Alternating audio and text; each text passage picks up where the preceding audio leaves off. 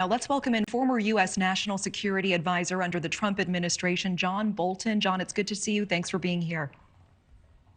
Glad to be with you. John, we do not know where Prigozhin is at this moment. He is out of contact, and even Belarus saying that they're not sure where he is. Is that surprising to you? Well, it could be he's exiting the former Soviet Union. I think, frankly, for his own health's sake, he'd much prefer to be in a Western capital. I think there's been a little overreaction to the events. There's no doubt Putin has taken a big hit here because of what happened over the weekend. But the idea that he was seriously threatened by Wagner Group or that his tenure in power in Moscow can be numbered in weeks or months, I think is a big mistake. The most important thing to keep in mind right now is how little we really know. So it's hard to draw conclusions with any confidence. But at the end of the day, Putin's still in the Kremlin, and we don't know where Prigozhin is. Oh, interesting. So you do not believe that Prigozhin and the Wagner Group posed a real threat to Putin yesterday?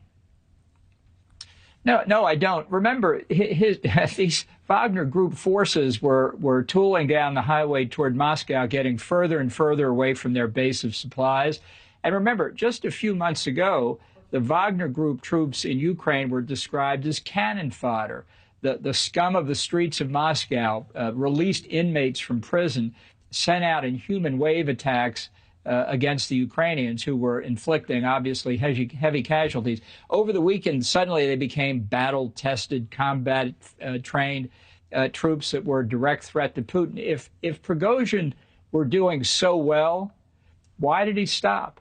Why did he send the troops back to Ukraine? Why did he disappear?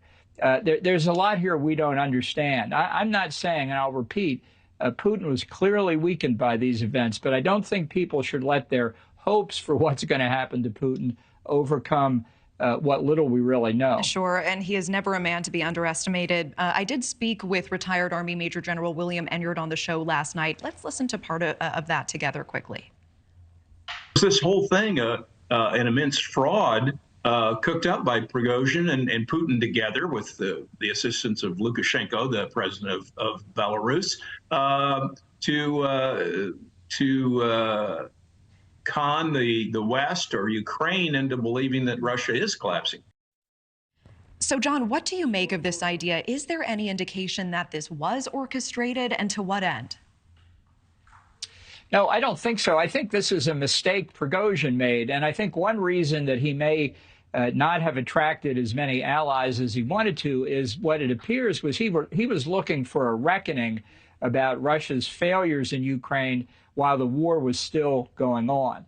I don't think there's any doubt that once it's over, one way or the other, there will be a reckoning. I've long thought either Putin will purge his generals or the generals will purge Putin. But Prigozhin didn't wait until it was over. And so his potential allies actually found common cause with Putin. They don't want to see a collapse of Russian forces in Ukraine. This was obviously something they didn't need at all. And they found a way to bring it to an end, and simply underlines, again, how little we know. For example, have the Ukrainians been able to take advantage of what happened this weekend? Will we see the evidence of that in the coming days? So far, they haven't. Now, it's early, that's for sure.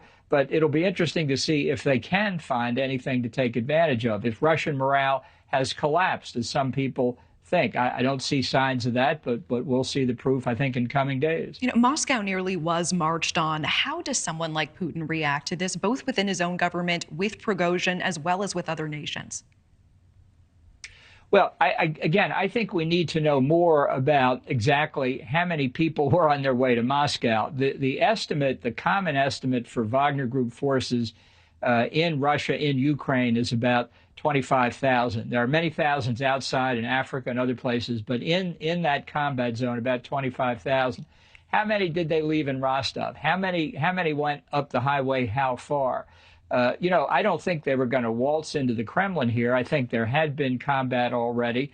And you have to ask, how much ammunition were they carrying with them? What were they, as they extended their supply line further and further from near the Ukraine border, from Rostov-on-Don, just how combat capable were they and for how long? Thank you for watching. Go to newsnationnow.com to find NewsNation on your television provider. And don't forget to click the red subscribe button below to get more of NewsNation's fact-driven, unbiased coverage.